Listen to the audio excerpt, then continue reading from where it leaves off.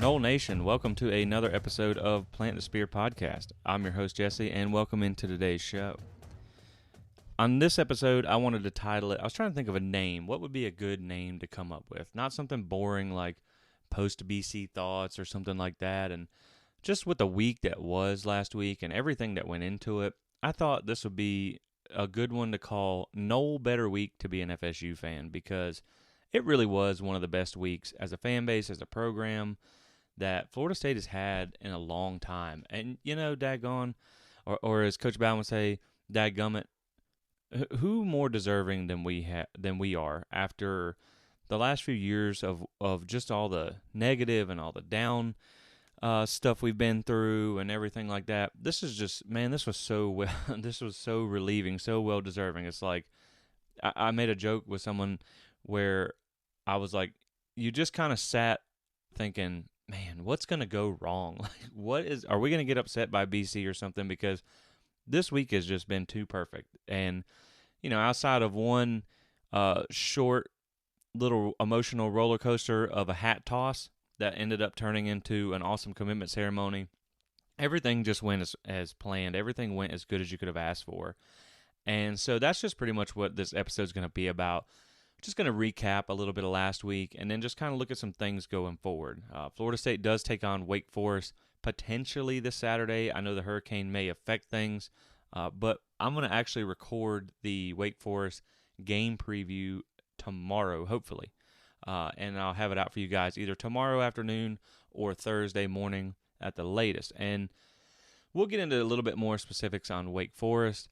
We'll talk a little bit about them in this episode, but we'll get into some more specifics on that episode. So that'll be the full game preview coming out, like I said, hopefully tomorrow. And hopefully by then we know a little bit more about what's going to happen with the game.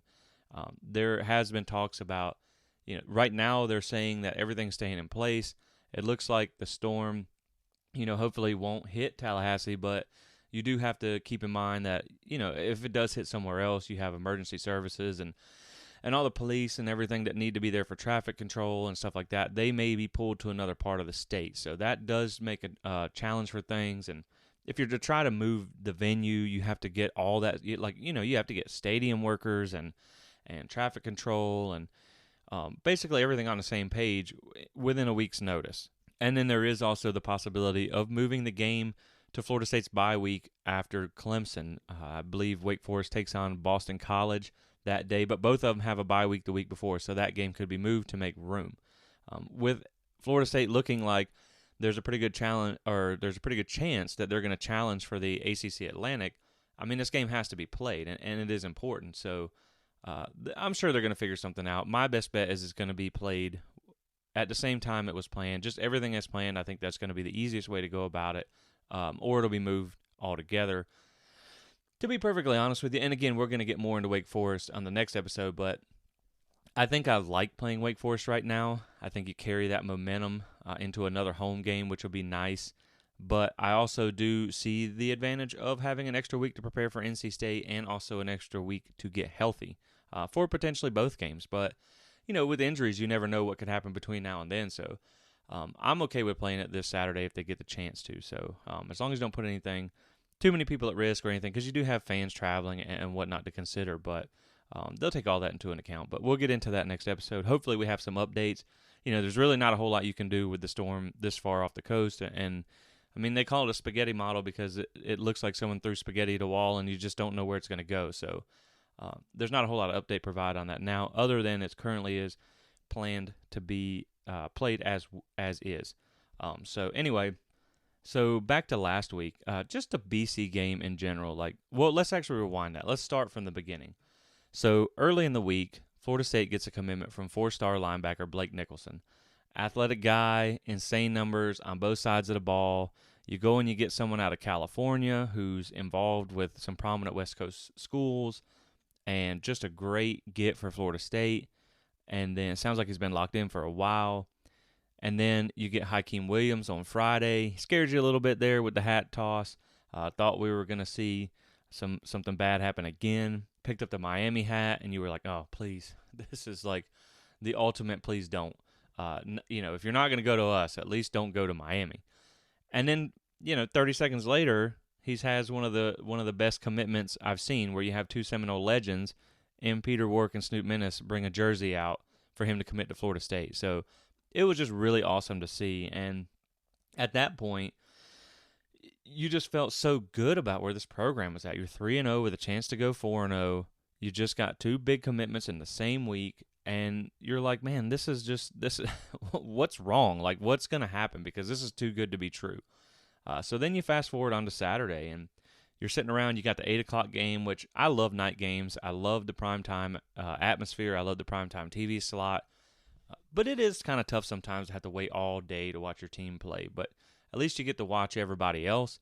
And, you thought you really pay attention to the rivals, and you pay attention to things overall. But those were, you have Florida against Tennessee, and you thought, well, they're probably going to lose that game. And they did, and they kept it a little closer than I thought, but they still lost. So they go to 2-2 on the season. And realistically, they should be almost 0-4 or 1-3. I mean, they kind of got a last-second savior against Utah, and they got lucky against South Florida that they couldn't handle a field goal snap. So you saw them lose another game, which was really good. Miami, you really didn't even feel like you were going to have to pay attention to it because it was another cupcake game, or at least that's what it looked like. But, hey, they choked on a cupcake, and now that program might be left for dead. Who knows? I mean, they got North Carolina coming in this week, and they'll probably feel like they fixed their offense because North Carolina can't stop anybody. However, they're probably going to get 400 or 500 yards put up on them by the North Carolina offense. So that's the thing, is just seeing those two lose on top of that, especially when you see Miami lose to a team like Middle Tennessee State. Coming off of Texas A&M, they made excuses, from here to California about why they lost that game, and we played better than them, we were the better team and everything. And then you go out and you get dominated basically for 4 quarters by Middle Tennessee. And shout out to FSU alum Rick Stockstill for putting a whooping on him. And he said that after the game. He said that we whooped them for 4 quarters, and I'm not ashamed to say it. So that was nice to see as well, just to see them get beat down like that. They benched Tyler Van Dyke, and it was in front of all of 500 fans who booed him about every other play. So you had those two things kind of happen too. So you got 2 big commitments. Both of your rivals lost, one of them in an embarrassing fashion, which, again, speaking of recruiting, I mean, that has to help in recruiting. I mean, that just has to help. Has to give you some momentum, because right now you're looking like the best team in the state, the best coached team in the state, and you're featuring some playmakers in this offense. And so then you move into the BC game, and you're thinking, well, we should win this one, but, man, everything's been going so good, I'm not going to hold my breath quite yet. And then Florida State comes out literally from the opening kickoff and just dominates Boston College in an absolute blowout fashion. BC was never in that game. They never had a chance. And I thought they were going to win. I predicted 38-17, but I didn't think it would happen like it did. I thought it would have been a little bit closer. You start literally from the opening whistle and return a kickoff for a touchdown. And shout out to Trey Benson. He really looks good back at returner. I know he's only had one chance, but it was for a touchdown. And I mean, that guy's hard to bring down when he gets his speed built up in an open field. So I hope he gets more looks. I know Norvell said that there was some concerns with depth after they lost C.J. Campbell at running back, and they had some depth concerns there, so they didn't really want to risk it, but they went ahead and gave him a shot, and boom, look, you get a touchdown right out of it, the first kickoff return. So hopefully they see he gets more looks going forward. And then you're up 31-0 at halftime, and again, I mean, the game was over by halftime, and it was such a dominant performance by Florida State. This is not something we've seen by this team in a long time. Like we mentioned on the instant reaction, the last 20-point win they had was Duke in 2020, and I really don't know when it was before that. But you also held BC to the lowest passing yards so far this season, which is a good sign. Now, not that they're a great passing team, but Dracovic isn't terrible at quarterback, and Zay Flowers is a dynamic receiver. And you have a legit passing attack coming at you this week. So that was good to see as well. And I mean, truthfully, the game could have really even been worse. I mean, obviously, Florida State got as far down as their third string. We saw A.J. Duffy in there at quarterback for a few snaps, which was nice because Florida State hasn't been able to do that even against FCS teams in recent years. And now you have an ACC, a conference opponent, where you're putting in third-string guys, which is just great to see. It's great to get those guys some reps in a game situation against a real team. I mean, of course we know Boston College isn't good, but, and I guess Virginia Tech looks a lot worse than we thought, but they still, they lost 27-10 there, 22-21 against Rutgers. And I know their only win comes against an FCS team, but, it's still a conference win, and you still put the largest point total on them of the season. You still had the largest winning score deficit or whatever you want to call it of the season as well. And I feel like the pass interference in the end zone really didn't look like a catchable ball to me. It hit Zay Flowers in the helmet after he was already out of bounds. So even then, BC kind of got fortunate on their first score and kind of got some help from the refs there. But again, when you play in the ACC, you pretty much expect those things to happen on a regular basis. And looking at the Florida State offense in this game, they put up 530 yards of offense, which is incredible. I know BC is not good as a team, but their defense isn't terrible. Now, it's not really good either, but ironically enough, when I was doing my Wake Forest preparation for the preview tomorrow, BC currently, now this is after the Florida State game, this is Wake after Clemson, all this is current standings. BC is tied for 72nd in the country in total defense. And Wake is one of those teams that they're tied with. So you're basically getting the same type of defense again this week, the same around same quality of defense. And so to see you put up 44 points, especially when you pulled your foot off the gas late and you had the second and third string get in, that's promising to see because without a doubt in my mind, Florida State could have put up 50 points, 50-plus points. There was a lot of times they went for it on fourth down where they were, where they should have been within field goal range. But you really, right now, the one Achilles heel we have, the one negative we have is the kicker. And right now, unfortunately, you can't trust him to kick. So they went for it on fourth down a lot. You probably could have added another 6 to 9 points just based on where they were kicking from or where they were going for it from on fourth down. Should have been a kickable field goal. They also missed an extra point, which is another point to the kicker struggles that we have. So 530 yards of offense, 44 points, and this offense now is averaging over 500 yards a game. It is top 20 in the country. I think it's number 16 total offense, which is, if you'd have told me last year that coming into this year, Florida State offense would be averaging 500 yards a game against after playing 4 games, once against a top 15 defense in LSU, I probably would have thought you were high on something. But this offense just looks different. It looks really good. And I know sometimes, given the things we've seen in the past, you don't always want to let your imagination run wild. But, guys, this is one of the best offenses in the country. Jordan Travis is one of the best quarterbacks in the country.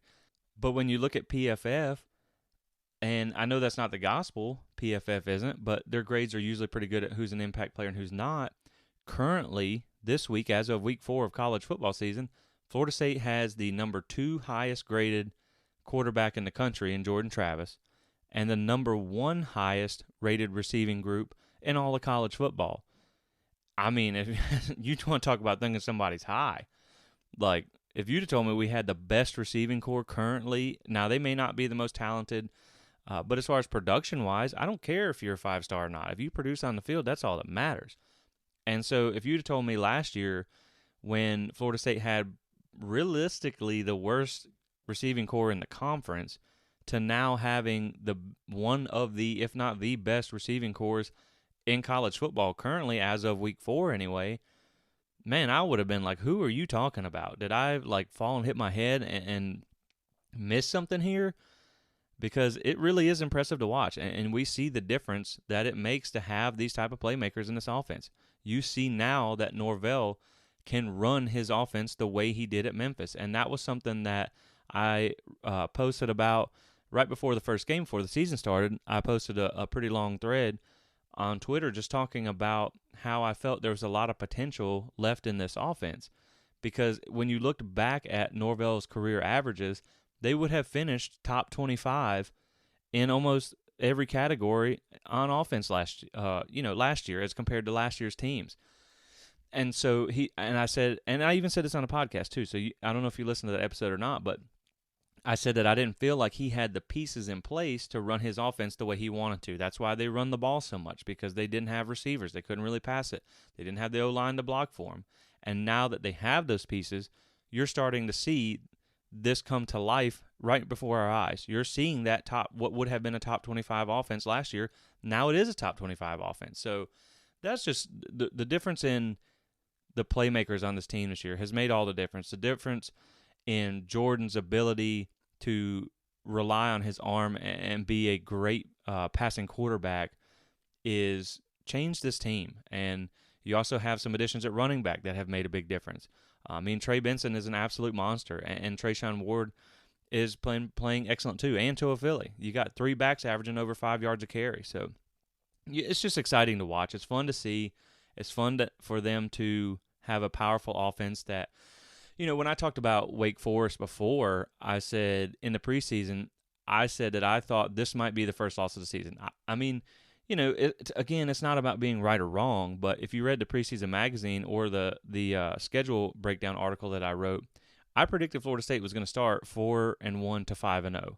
And I thought the first loss of the season may come against Wake Forest because I thought it was a shootout that you might not be able to win. And, right now, it looks like Florida State has no problem, going into a shootout head-to-head with someone like Wake Forest and scoring as many points as they do. So that's something that's really encouraging about this team. And it just also makes you think of the future, too. If Norvell can do this, and Johnny Wilson is an absolute weapon. He's 6'7". Micah Pittman is, he's a tough receiver who plays well all over the field, and he's a bullet, and he runs over guys. Pokey Wilson, he's been a great receiver for you this season. Portiers is stepping up. And Malik McLean's been, he's had a few catches here and there. He's developing. He's still a young guy. And again, I don't really care about your star rating as long as you produce on the field. But my point is, imagine what this offense, if they're this good now, imagine what they can do when they have the more high-end talent. When you have a Julian Armella at tackle, when you have a Lucas Simmons at tackle, blue-chip players up front on the offensive line, which is not something you have right now. Hopefully you can get Jordan to come back for one more year, but when you have a Hakeem Williams, a 5-star wide receiver, Cam Davis, a 5-star running back, when you get these guys into the fold and you get them into Norvell's offense, if they're averaging 500 yards a game now, the future looks bright. There's no guarantee, and there's no guarantee that they're going to maintain this level throughout the rest of the season, but that's something that I'm going to get into in a minute as to why I think that they can. So just to keep it rolling on the BC game, again, Trey Benson had a great game, had a kickoff return and multiple scores, which I believe I saw a stat that said that was the first time a Florida State player had ever had a kickoff return for a touchdown and multiple scores in the same game. He has currently 32 missed tackles forced on the season, which first off is insane. Most of the running backs I'm looking at for other teams have like 6 or 8. He has 32. Now, granted, a majority of them came against Duquesne, but he's been on pace with having one of the highest missed tackle rates in the country ever since. He's averaging 7.2 yards per carry and has a PFF grade of 84.3. And if you've heard me talk about it before, 60 is like you stepped on the field and you didn't run a single play.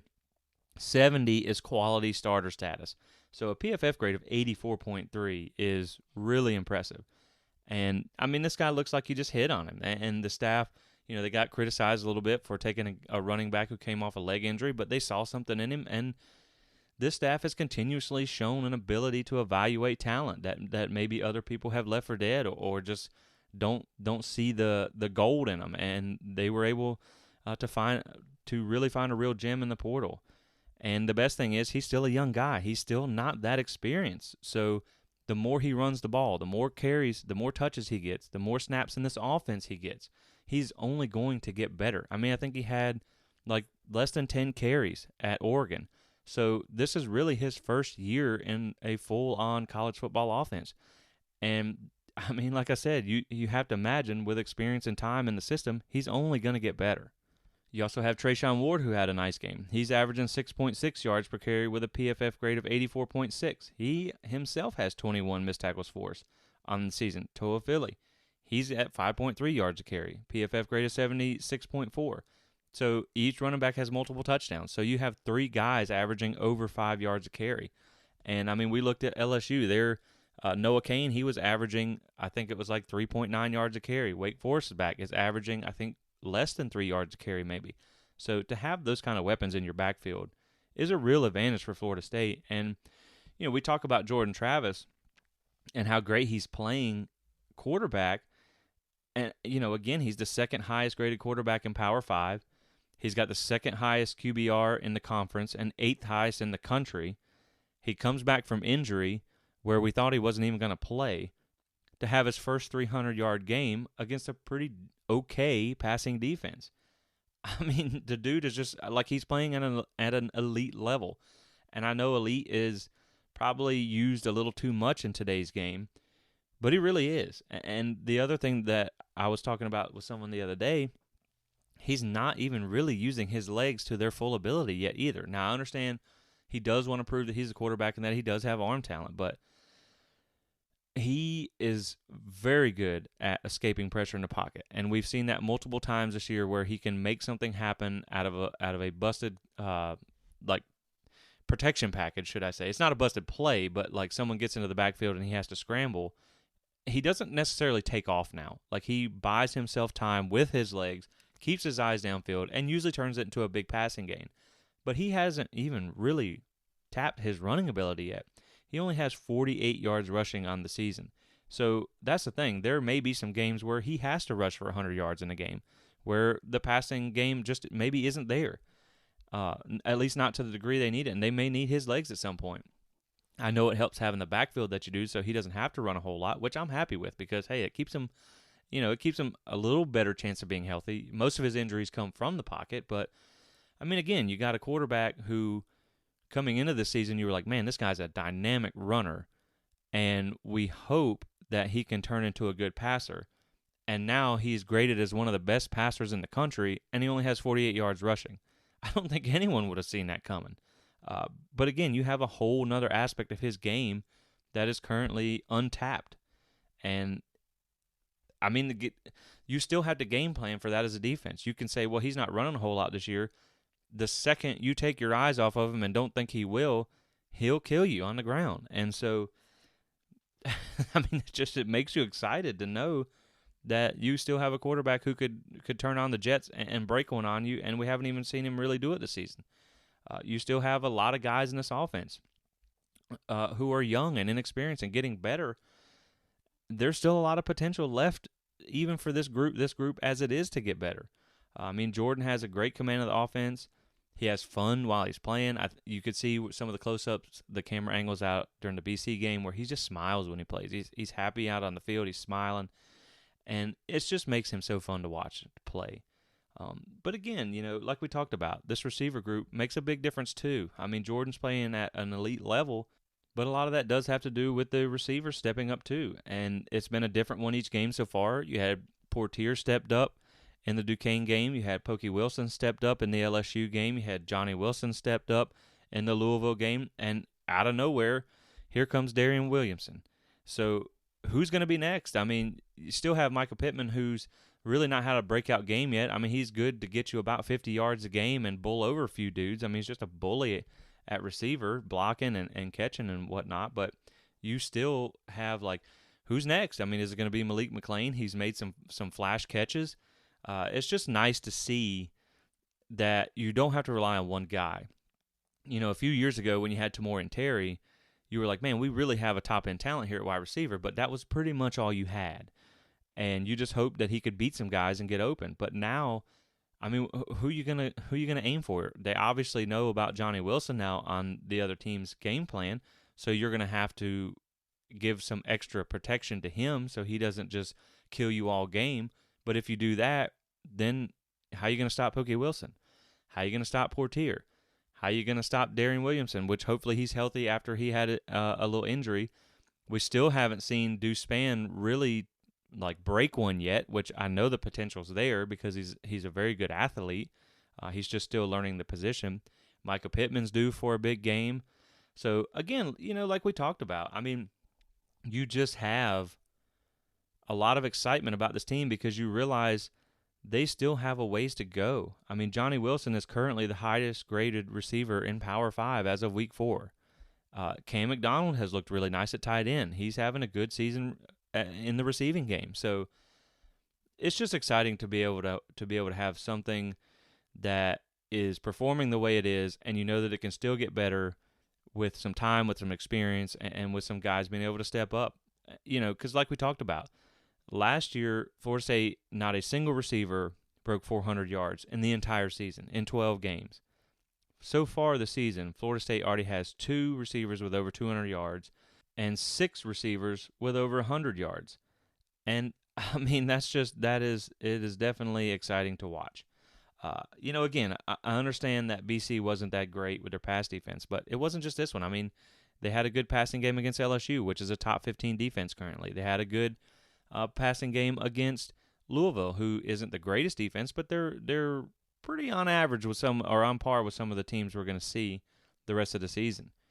Offensive line has been performing better than we expected, even battling injuries. We thought they would be pretty okay. We were hoping for them to just be average, just don't be a liability.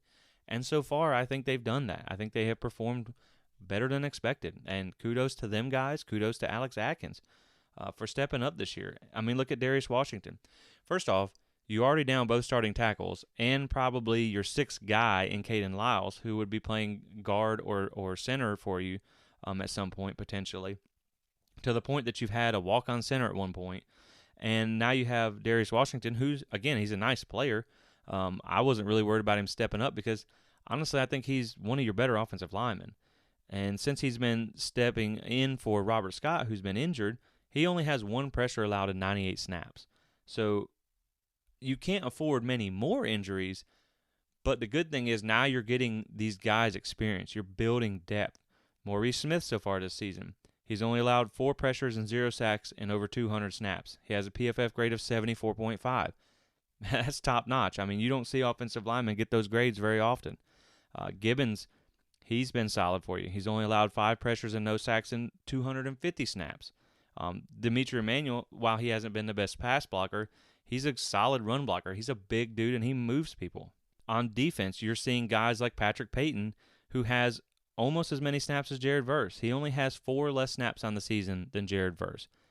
I mean, it's almost hard to believe that you're getting this far into your depth and still getting this level of performance. And so, to me, that shows signs that Florida State is building quality depth. Now, over these next 3 games where you have tougher tests, of course you're going to want your starters back because, I mean, these backups, they're getting experience, and you feel a lot better about the depth of this team than you have in the past. But there is a drop-off from the 1s to the 2s. And so, to me, if you want to go 3-0 in a stretch of Wake Forest, NC State, and Clemson, you need to be at full strength. You need to be at 100%. But now, when these guys get in the game, it's not a question anymore of whether they can do it. They can do it to at least to the level where you can beat ACC teams. I mean, that's the thing. You're 2-0 in conference play, and both of those games, you didn't have your best defensive tackle. You didn't have your best defensive end. One of those games, you didn't have one of your better corners. One of those games, you didn't have your quarterback for half the game.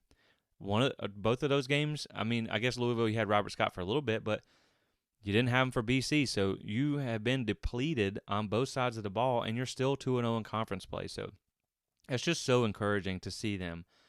Tate is another example of this, where you're getting him quality depth and quality snaps. He didn't play a ton in this game, but he had some nice runs and he had some nice throws. And so you're building that depth.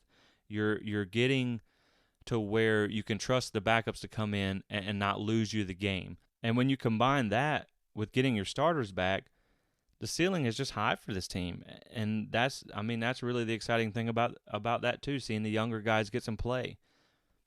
I mean, again, when you look at Joshua Farmer, you didn't really know if you were going to get anything from him this year or not. He has more snaps this season than Fabian Lovett. And if you'd have told me that Florida State would be 4-0 and Josh Farmer has more snaps than Fabian Lovett and Patrick Payton has 4 less snaps than Jared Verse, No way, dude. Like, no way. I'm not buying that. But that is the case. And so these guys have really stepped up. So, I mean, again, you're excited about your starters, but kudos to the guys in the backup roles who have had to step up and performed admirably when they've had the opportunity. So again, like I said, it just makes you think of if they can be 4-0 without some of their best guys, what can they do when they are at full strength? And that's what has me excited. I mean, this defense, they really fly around. We're starting to see that team speed that Florida State's known for. I mean, these guys do really fly around, and the linebackers, you can tell. I mean, Kalen DeLoach is making himself a household name. He is just so athletic. He flies around and he makes tackles, and he's really becoming that guy for FSU. And then you also have Tatum Bethune, who's been a dominant force in the middle of your defense, and DJ Lundy looks good. And I mean, the defensive line in this game, they got 15 pressures, 2 sacks, and two TFLs versus Boston College. And it probably should have been more than that because Jerkovic was pretty good at like throwing the ball away or dumping it off to somebody as Florida State defenders had him wrapped up. So, I mean, because he's a bigger guy, 6'5", over 200 pounds, so he was able to do that. The stop rate, which is basically on drives, the stop rate is a drive that ends in a punt, turnover on downs. Florida State held them. Florida State had a stop rate of 54%, so that means a majority of their drives didn't account to nothing. Briggs, I thought, had a nice game inside. Greedy Vance is turning into a nice player for you. And with Amarion Cooper coming back, which was really good to see, and he got a pick in his first game back, you're hoping that can get him in rhythm because they're going to need him this week. And it is nice that you're starting to build some depth in the secondary too. Now, of course, they haven't been tested a ton yet because you've had some rushing quarterbacks that don't really throw a whole lot. But you're going to need those guys this week. And when I went back and watched the film, man, I tell you what, Azareye'h Thomas, he flashed multiple times when you saw him get in. I know he still hasn't been in a starting role yet or on the field yet, but man, that guy just moves different. Like when you watch the film, you were just like, who is that? Like, who is that? He keeps, like, the way he closes on people, the way he moves across the field, it just looks different. And so that, again, another bright sign for the future, and I'm excited to see him get on the field. So, we're not going to go too much more in depth on the BC game. I just thought it was a dominant performance on offense and defense. I thought it was a great showing by special teams outside of your kicker. Obviously, it's disappointing to miss an extra point, and even the field goal you had, it was pretty shaky. So I'm really not sure where they go from there because you're going to probably not want to leave points on the field in these next 3 games. I mean, it could come down to a field goal, and you just don't trust it right now. So that was really the only negative spot on a great night that ended a great week for Florida State. You get 2 big commitments. Both your rivals get beat. One of them gets embarrassed on national TV, and you end up getting one of your biggest blowout wins over a conference opponent in some years in front of a sellout crowd, in front of Doak, which was rocking, in front of an environment that you don't get a whole lot of places. And that was very special, and it was great to have on a big recruiting weekend where you had a lot of guys in attendance for the game and walked away. I'm sure they had to be impressed. I mean, I'm sure you had to see if anyone was interested in the Big Three, and you see Florida go lose, and then you see Miami get embarrassed at home in front of 500 fans that's booing them the whole time. Then you're standing there in Doak Campbell Stadium in Tallahassee with almost 80,000 people, screaming their head off for the Noles. And even BC players at one point on the broadcast, they said that one of the sideline reporters said that I think it was the BC tight ends came over and told their coach that they could not hear on the field. They couldn't hear the plays that were being called. And that's an advantage. That's something that makes you glad that you're getting 2 of these next 3 opponents at home because it can make a difference. When you look at the Wake Forest game, Clemson played. Now, Clemson is pretty deadly at home, but Clemson had to go play on the road in front of Wake Forest Stadium, and I don't even know how much it holds, probably 30,000, 35,000, not a whole lot. And a majority of that was Clemson fans. So they really didn't have a ton of noise there to deal with. And Wake Forest, I'm sure they deal with it going into Clemson on occasion and NC State, but that's something they're going to have to deal with this Saturday is the noise, and it can cause communication issues. I mean, Clemson has to come to you. They're used to playing in front of their home crowd and having noise as an advantage for them, which is part of the reason they're so successful at home. And now you get them, and with the excitement behind this team, unless something terrible happens the next 2 weeks, you're probably going to have an advantage for your crowd noise, because I can't imagine Florida State not being a sellout too. That's going to be a huge game. And so really moving forward, Florida State has a chance to prove itself over the next 3 games. You get ranked for the first time in a long time, which was just another thing that adds to last week. You finally get to see a number by this team's name. You finally get to see them get ranked, which does feel good. And I know it doesn't mean a whole lot in the grand scheme of things if you go lose the next 3 games.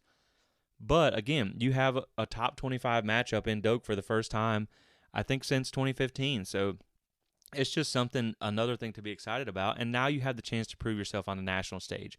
You now have a top 25 game followed up by, right now, it's 2 top 10 teams. Obviously, they play this weekend, so someone's going to have to lose. So, more than likely one of those if NC State wins, they could both be top 10. If Clemson wins, NC State is number 10, so they'll probably fall out of the top 10, but it'll still be a top 15, top 20 matchup. And then Clemson obviously would stay in the top 5, so you have another top 5 or a top 5 matchup coming after that. So 3 top 25 games in a row. And after this, after going through this stretch, there will be no more talk about the schedule. LSU, that win keeps getting better and better by the week. Louisville, that win keeps looking better with them winning. And so this is now your chance to be like, it doesn't matter who we played in the past. Whether LSU is kind of the win you're hanging your hat on. But now you have your chance to get 3 top 25 wins in a row in 3 weeks. And after that, no one can really say anything, because you have done something that really no team out there has done yet in college football. I don't think anybody's played 3 top 25 teams in a row like this. So, again, you feel good about it, though, because you do get 2 of them at home. NC State, I hate playing at Raleigh, but to be honest, they're probably the worst of the 3 teams. They do have a pretty good defense, but their offense has underperformed this year. So, I mean, if you were going to play one on the road, that's probably it, because you never want to play at Clemson, because they are, I don't know what their streak is at home right now, but it's ridiculous. So I think the last time I saw a stat during the Wake Forest game where the last time they lost at home was when Pitt upset them. And I forget when that was, but it was like 2018 or something. So, that if I had to pick, I mean, Wake Forest on the road is probably the least hostile environment, but I think Wake's a much better team than NC State as far as their offense goes, which is what concerns me more than anything, because I feel like Florida State's offense is our strength too now, which is not something we expected this year. To me, in those games, if you're able to go 3-0, that's amazing. I mean, that would be unexpected. It very possible. I don't know that Florida State's going to win all 3 of them, but I think all 3 are winnable.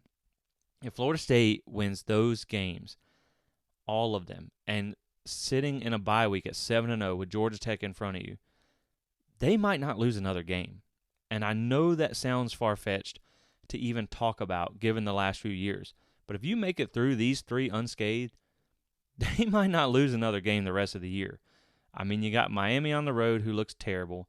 You got Florida at home. Syracuse is really going to be your biggest challenge.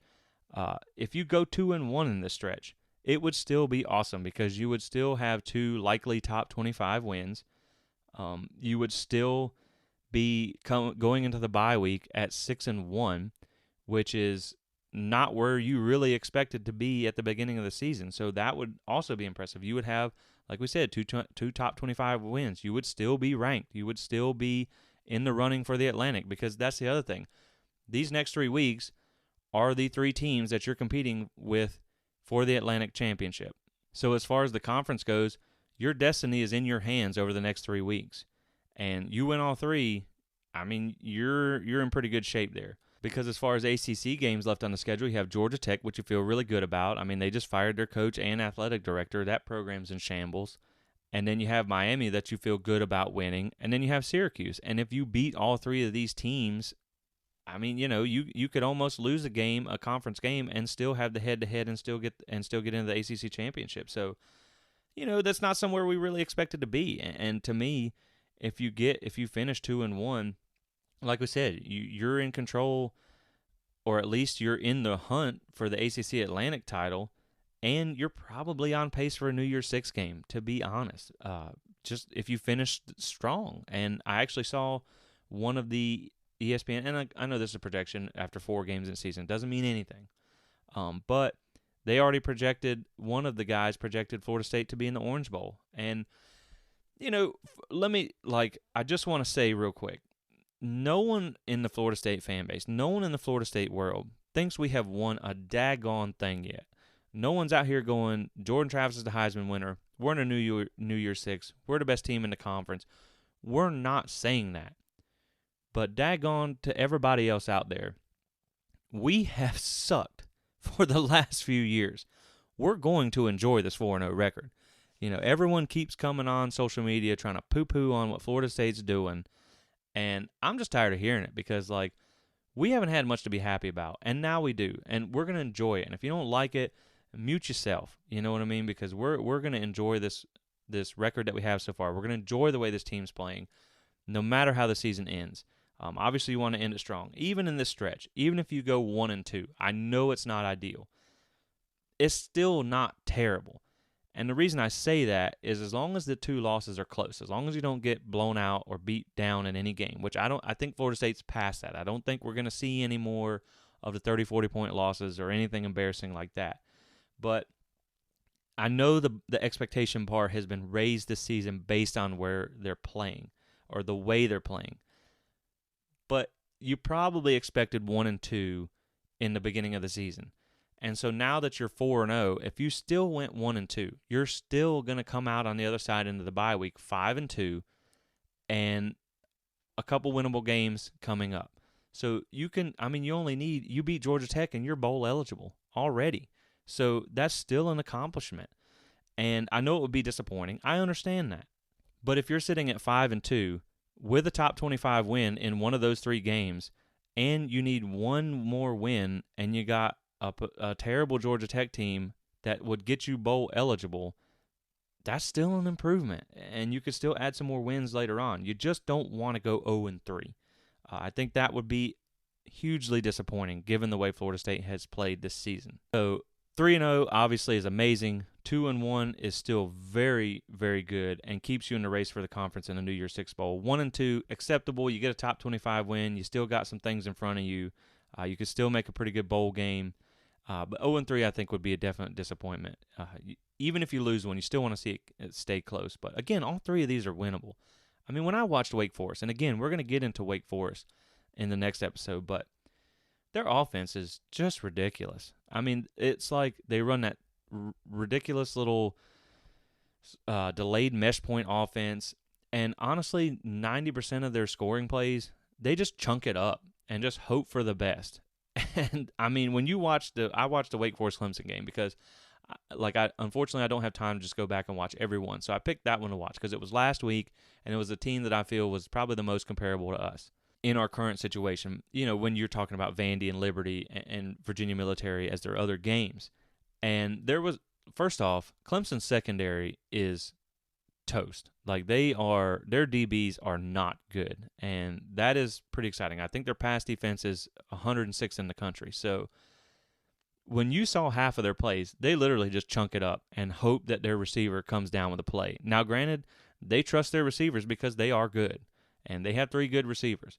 But half the time, Clemson's DBs, they were either so burnt that they had to grab the guy and pull him down for PI, which I think almost like 75% or 60% of Wake Forest yards in the first half all came off pass interference from doing just that. And so, I mean, you don't feel like this is a team. It's a very boom-or-bust offense. And Hartman is good. He's thrown for 300 yards and multiple scores in every game since he's been back. It doesn't look like he missed a beat.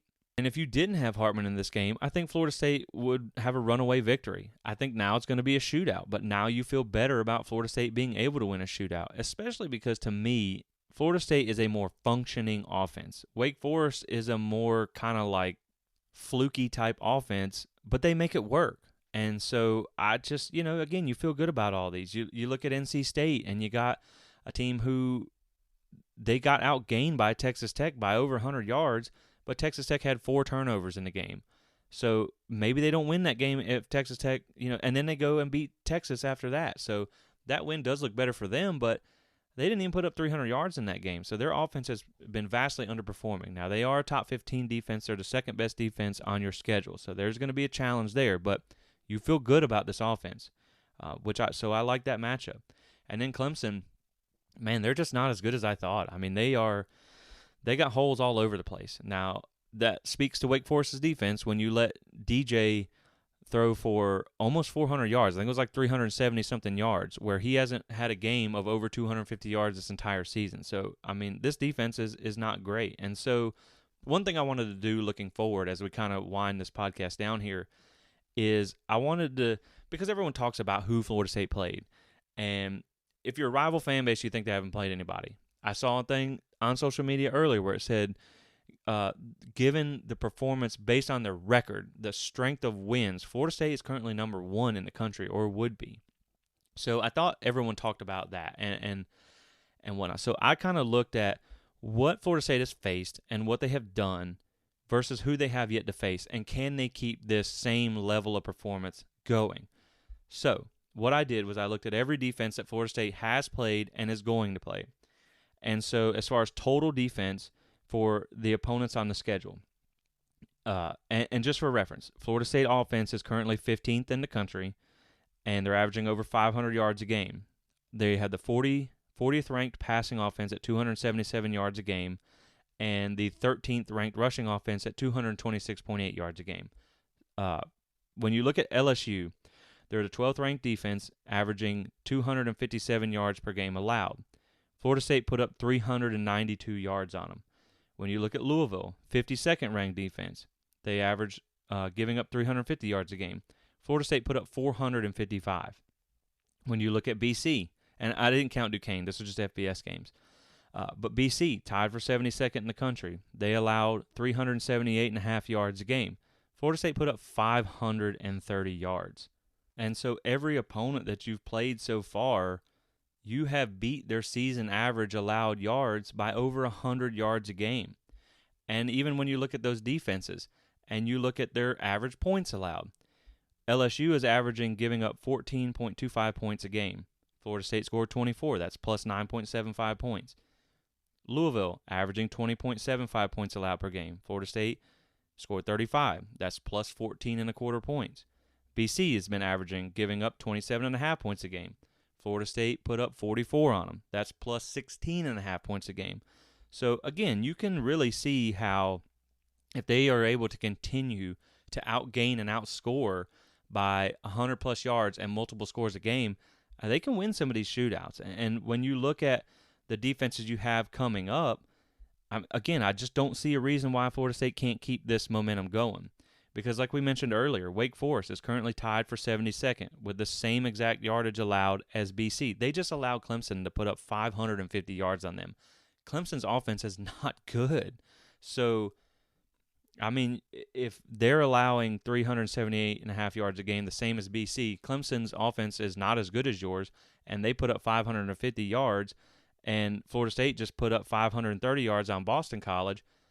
I don't see why they can't get 500-plus yards on this Wake defense. Now, granted, you might give up 500 yards, but, again, there's no reason Florida State can't do that. So, NC State, they have the 13th ranked defense in the country, giving up 261.5 yards per game. Now, they haven't really played the hardest schedule yet. You had Eastern Carolina, you had Charleston Southern, and I think another kind of nobody game. So, their stats may be padded just a little bit there. But that's going to be your next toughest defense to face. But, you also look at NC State has the 69th best offense, so you have some opportunities there. Clemson, I don't know what's going on. I mean, their secondary is bad because they had the 48th ranked defense. And last year they were top 10 in nearly every category. This year they're 48th in defense, and they're allowing 346.2 yards per game. They do have the 8th best rushing defense because their defensive line is really good, but their pass defense is 104th in the country. So with the way Jordan's been throwing the ball, I mean, Clemson doesn't look as scary as you thought at the beginning of the season. Next up, you have Georgia Tech, 101st ranked defense in the country, allowing 412 yards a game. Their rush defense is 120th in the country, and so you should be able to really pound the rock on them all you want, Miami, 44th best defense in the country, allowing 338 yards a game, and they've only played one Power 5 team. I mean, look at what Middle Tennessee State did, against them. They put up over 400 yards on the Miami defense, so they don't exactly scare you either. And their pass defense is 91st in the country, and their corners got burnt by Middle Tennessee for an entire game, and you know that your passing offense is better than that. Syracuse, 39th ranked defense. It's pretty good, top 40, 327 yards a game allowed, and they're pretty balanced. Their run defense is 38th, their pass defense is 59th. Again, I think Syracuse, after you get through this 3-game stretch, is one of your tougher games on the schedule. I believe they actually did break the top 25 this week. I think they are number 25. Louisiana Lafayette, they're just not the team that they were last year.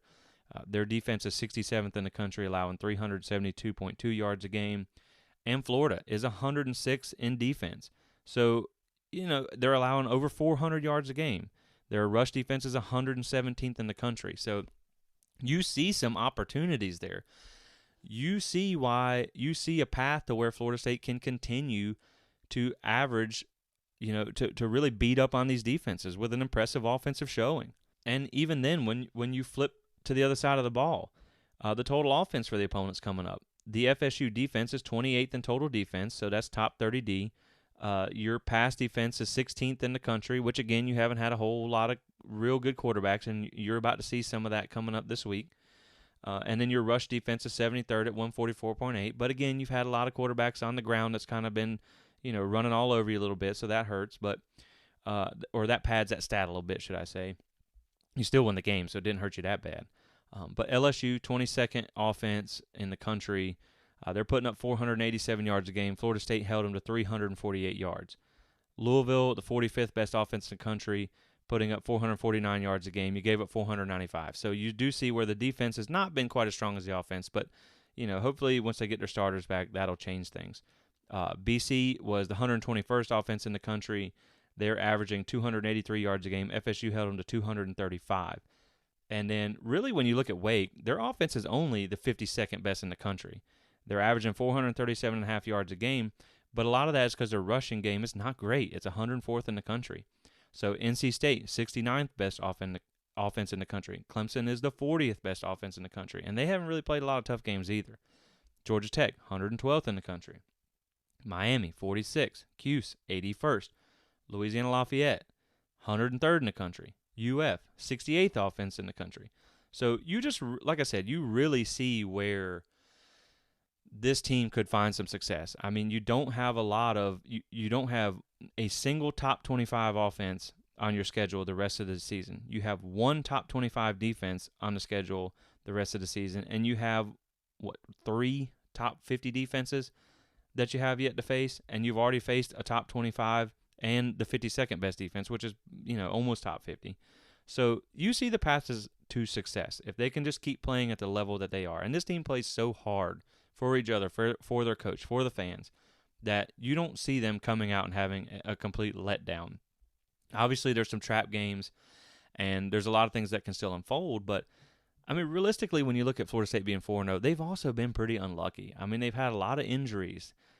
They fumbled on the 1-yard line in the LSU game. Their kicking game is abysmal. So there's been so many things that have went wrong for this team, and they've still been able to overcome it and get to 4-0. And again, like we talked about with Florida State being ranked, Florida State's playing some of the best football in the country right now. I mean, they look like a really good team. And I know it's hard sometimes to let yourself kind of dream to that. And by no means am I comparing Florida State to Alabama and Georgia right now, but I mean, look at Georgia. They struggled with Kent State this weekend. They came out flat. They looked uninterested with a lesser opponent, and it was a 1-score game in the fourth quarter. You look at Alabama. They beat 2 bad teams in a blowout fashion. They beat an unranked Texas team by 1 point on the road, who just lost to Texas Tech, and they beat Vandy, kind of the doormat of their conference, 55-3. Well, Florida State blew out an FCS team how they were supposed to. They beat LSU in a quote-unquote neutral site game by 1 point also, and they beat they beat Louisville on the road with half their starters missing, and then you blow out the kind of a conference doormat yourself, 44-14. So, like I said, I'm not comparing them to them, but when you look at the record and you look at the way they've won the games that were challenging, they've won the games where they had adversity, and now they're getting to the point where they're blowing out teams that they're supposed to blow out. It wasn't like this game was 10 points. They blew out Boston College the way they should have, the way a more dominant team would look. And, it just really makes you get excited for what this team can accomplish the rest of the year. Again, you got Wake coming up, who just gave up 550 yards to a bad Clemson offense this game, and you get them at home. So that's just, like I said, that's something that I'm really encouraged about the future of this team based on what we've seen. They've started, again, like I said, in the preseason preview, I predicted them to start 4-1 to 5-0. I didn't think it would look like this. So it's been a very impressive performance so far by this team. And like I said, though, it doesn't mean anything if you go 0-3 in the next few games. Florida State hasn't won diddly squat yet. I mean, not to be hard on them or anything, but it's the truth. You can't stop at 4-0. You have to keep this going. But with the level of play that we've seen, you just do feel like every game on the schedule is winnable. And to be honest, there's been some favorable things happen so far. I mean, you got LSU game 1 before they kind of were getting in rhythm. You got a bye week before Louisville. You got the week 0 game to get in rhythm. You got BC coming at home, who was a bad team. You have Wake Forest at home. You get Clemson at home. You get, you have to go to NC State, but they haven't been as good as you thought. You get Florida at home. You got Miami on the road. You thought might be one of your more challenging road games. You still thought it was winnable. Now it looks very winnable. I really think the only game that you went from the start to now where you're like, oh, that one's going to be tough is Syracuse. And they still have been, they've been human. They just had a very narrow win over a Virginia team that's not all that great. So, that's just pretty much it. It was a nice win. It was a great week for Florida State fans. We haven't had this much positive energy and this much positive momentum in a while. And I know that the fans are going to keep rewarding this team by showing up on Saturday, and I know the home field advantage is going to be big for Florida State, and I understand that, things can go bad and you can have off games, but so far this team, they really come to play every Saturday, and I think that's probably the single most impressive thing about this team. And there's a lot of things to be impressed about, but, I do think that just the way they play, the way they fight, and the confidence that they have has been the most impressive. And to me, I just, you got a chance now to silence everybody, to put yourself in the national picture. Because like I said, if you can somehow go 3-0 in this stretch, you'll end up in the top 10. And, Florida State, if you are 7-0 going into the bye week with 3 top 25 wins and you beat LSU, tell me there's a better, look, I'm not trying to start thinking about playoffs by any means. But if you go 3-0 in the stretch, they might not lose another game. And if they do, it might be one. I worry about that Syracuse game on the road, just a sleepy game in the dome, stuff like that. But the expectations has been raised for this team, and I think you expect them to win at least maybe 2 out of the 3. But you just can't go 0-3 in the stretch, and I think that's the big takeaway. 3-0, 2-1, even 1-2 wouldn't be ideal, but you still have a top 25 win. You're still 5-2 in the bye week, so Florida State has a chance to make some noise this coming 3 weeks, and I think that they will do well. I think they're ready for the challenge. I think they're up for the challenge. You just keep thinking, well, they might come out flat one game, and they just come out ready to play. So hopefully they get some starters back, because I know that would make a difference, and you will need them in some of these games coming up. And, as far as Wake Forest goes, as of right now, it's still on. We'll have to wait and see if this game gets changed to a different date or anything, but yeah, guys, I'm really excited about the direction of this team, because like I said, you've competed against about the average that you're gonna face the rest of the season. You've beat a top 25 defense that you outscored and outgained their average.